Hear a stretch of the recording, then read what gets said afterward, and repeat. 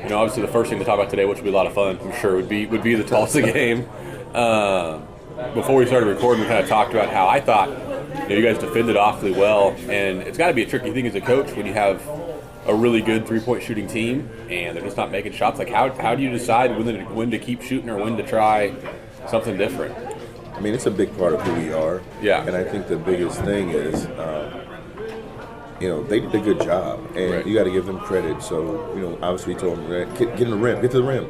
Boom. Right. Couple charges in a row. So now we're just like, okay, these guys are well prepared. Right. But I think when you look at the grand scheme of things, like allowing the guys to shoot who they allowed to shoot in our game, we were excited about the looks we were going to get when we watched how they were matching up and how they were going to guard us.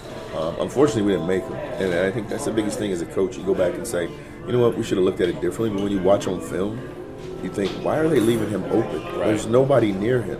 And when you look at our stats and our shooters, obviously Cam having opportunities. Cam was wide open and shot it on the other side of the backboard. Right. And Exactly. we're just like, it's one of those days. And sometimes you got to chalk it up and say, you know what, hey, they got us and they beat us, and we can't make excuses.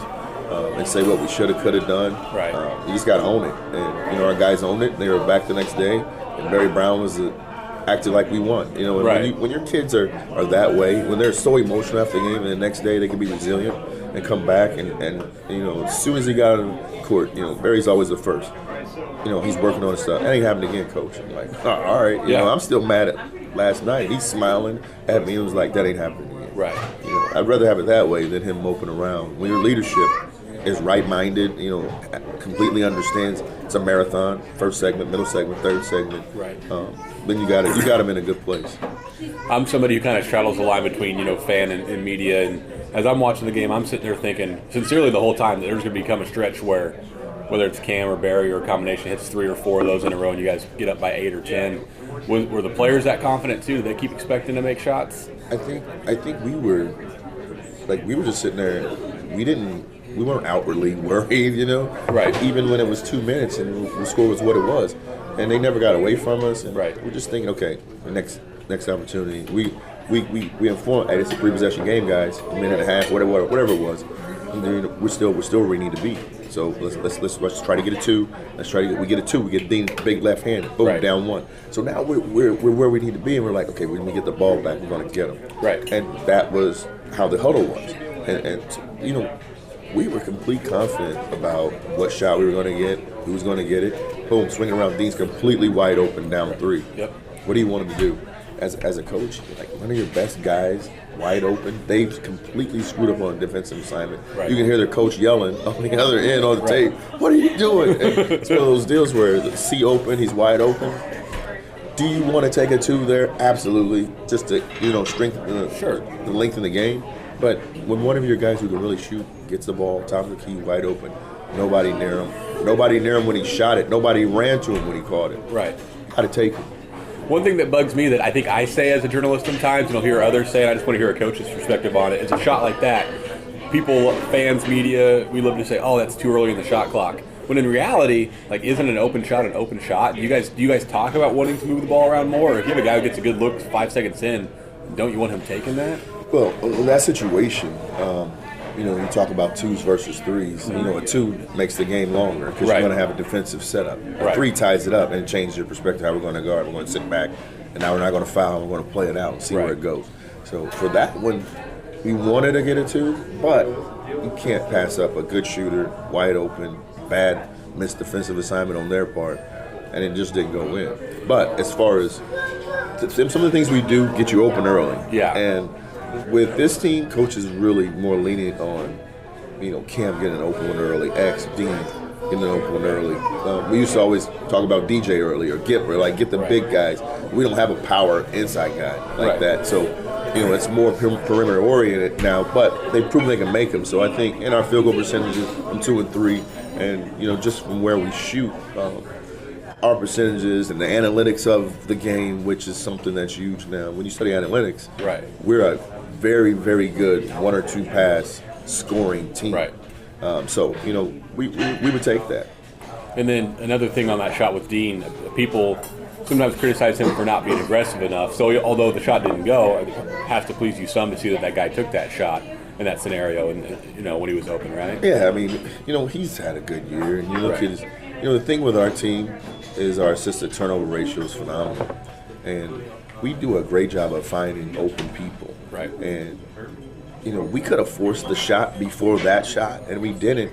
And little iPhone issues. Yeah. But we find open people. We do a good job of it, and I think that for him, he's got to continue to take the shot until one goes in for him, and then he continues to build his confidence on that. And then X didn't shoot the ball great against Tulsa, but otherwise, didn't he have a pretty good game for you guys? He had a crazy game, as far as his energy and his tips and steals and rebounds. Right. His energy level was crazy high. I mean, he was really emotionally juiced up the whole game.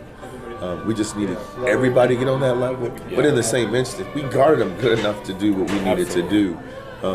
He's one of those dudes where he takes it so hard when he doesn't do well, whether it's the classroom. That's why he's he's a tremendous student, to academics, to shooting bad one day in practice. Right. You'll definitely understand. Okay, you look, say, okay, who didn't do well today? You can look at him and you'll know. I'm curious too. Like, you guys had been in a stretch where it felt like you played a game every few days, and now you have a week. Would you have rather had a game 2 days after that Tulsa game, or is it good to have a week and get back into the gym for a week for practice in this situation? For fans, we needed to get needed to get back at it But I think we had a football week, which is sometimes you need that. You need to get your little bumps and bruises together, get back in the gym.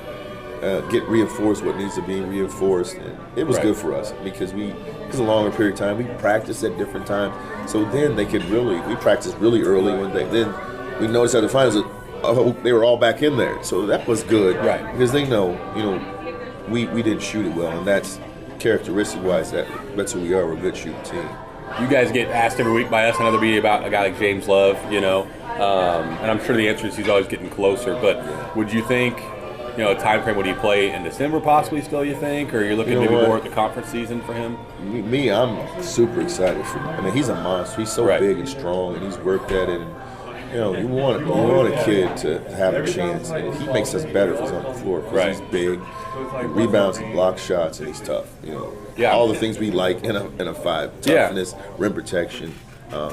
And he's a tremendous help defender, which is something we need. It's either, we just talked about it. Either got charge takers as big, you got shot change erasers. Right. And he's definitely a guy who changes shots, who makes you aware that he's in there.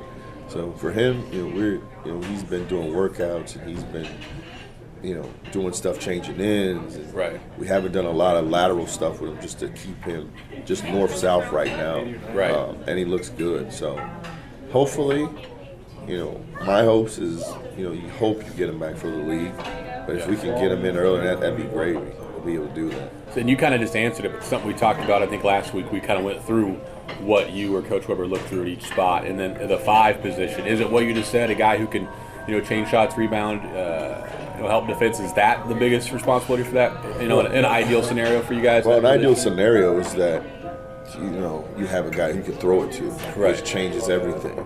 But when you don't have that, you've got to have somebody who can do the stuff that's not in the scorebook, the dirty work stuff, the talking behind, telling our guys what was going on. DJ was phenomenal. He was a talker. He told guys, what was going on behind. He was always chatterbox, and Gibb, other guys, George, like guys who are confident. They can talk. Right. We don't have a lot of confidence back there as far as that side because they're all new. They're trying to figure things out. They're quiet. And the good thing and the bad thing about the 4 starters is they just cover for them. Sure. They just cover for them on all the stuff. They cover for them. They cover for them. They don't know on offense. They cover for them. They don't know on defense. Yeah. And that's a good thing. But we need to continue to get better and know what you're doing. And I think that's the biggest thing with our group collectively at that 5 spot. Sometimes I get to talking with Grant or guys, and I talk about the idea of going small more often. And whether that's a good idea or not is a whole different story. But is something like that harder than just saying, let's go small? I mean, because it doesn't, you guys, of course, run your secondary break and your offense with these guys learning certain positions. And if you slide D in a spot and X a spot, and Is it harder to go small than it sounds like when a media guy says it? Absolutely not. It's because X and Dean can play those spots. Right. Just like we can cover for them. Right. Now that means another new guy's coming in at another spot. So that's the issue. I think we need Brian to step up and be what we envisioned him where he was. Then we could really go because he knows. And as a shooter, when your shooters don't shoot well, it changes the perspective on how the game is played. Of course. Like, you can ignore when a guy is not a great defender if he makes Right. 2 threes in a game. Absolutely, You can ignore yeah. that. But when you make 1 out of 5, gotta come sit. But it's one of those deals.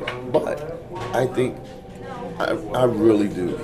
He's coming back to where he was last year. We put him in 2 threes. He just put 2 in when he goes in. I think he's really put so much pressure on himself to be really good and better, and it hasn't panned out for him. Yeah. Where he's making sure he has not shot the ball like we know he can. And Right. this week it's been old Brian. And just like, and it just makes on people's face, open, hard ones. Like, it's okay. Like, if he can do that, we can get back to playing more small ball, which that's something we really envision playing a lot of this year because of X. We made X play both last year, and it really helped his game now.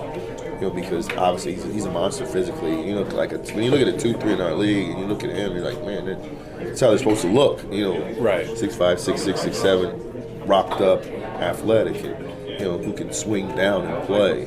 And we want to play that way because it's just such an advantage with Dean at the 5 and even X at the 4. So something we're going to look at a lot more because we can. And we just we need Brian to continue. We need him to get back to the old beat. We need him to make some threes and make some shots for us. We were saying the other day that there'll be that game randomly soon where hopefully for you guys he just comes in and makes 3 or 4 threes, and if he does, I assume that would change his confidence and mindset. For people who haven't seen Southeast Missouri, their record's better than. Obviously they're not going to be probably, a Tulsa or Arizona State or Georgia Washington, but the record's better than some of the other teams you guys have played in non-conference. What kind of team are they? I think they'll be probably the best non-con to come in our place this year. Yeah. Irvine is good. They play such a hard schedule. Right. And sometimes as fans they say, oh, we got these bad teams. Well, some of these teams, that's how their athletic department functions. They play 6 or 7 bye games. Right. So which will end up being around $500,000 or $600,000 in games that go into the athletic department. And SEMO's got about 3 or 4 bye games they got to play. I used to work there. I'm good friends with Rick Ray. He's in our family coaching tree. He worked for Matt Painter. So Rick, you know who he is, and they're smaller. Yeah. They shoot a lot of threes. Yeah. Their 4-man is 6'5", 6'6". He's good. His numbers are eye-popping, 19.5, whatever he's averaging. Yeah. Field goal percentage is really high. They just went to Southern Illinois. We're up 22 in the first half. Right.